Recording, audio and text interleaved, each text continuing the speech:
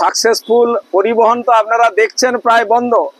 ইতিমধ্যে গোপীগঞ্জ অবরুদ্ধ, আমাদের ঘাটাল অবরুদ্ধ, পিংলা সবং অবরুদ্ধ, বেল্লা অবরুদ্ধ, এবং ইতিমধ্যে আমরা যা শুনেছি যে গোপীগঞ্জে দাসপুরে 4 জন হচ্ছে অ্যারেস্ট হয়েছে, এবং এখানেও মেদিনীপুরে প্রাইভেট বাস কোনো চলছে না।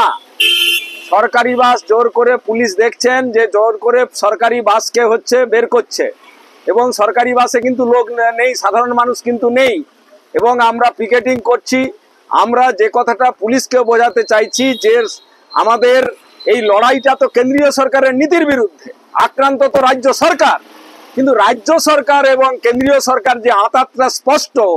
তারা যে কেন্দ্রীয় সরকারের দালালি করছে তার প্রমাণ রাজ্য সরকারকে দিয়ে আজকের এই ধর্মঘটকে ভাঙার জন্য চক্রান্ত করছে। এটাই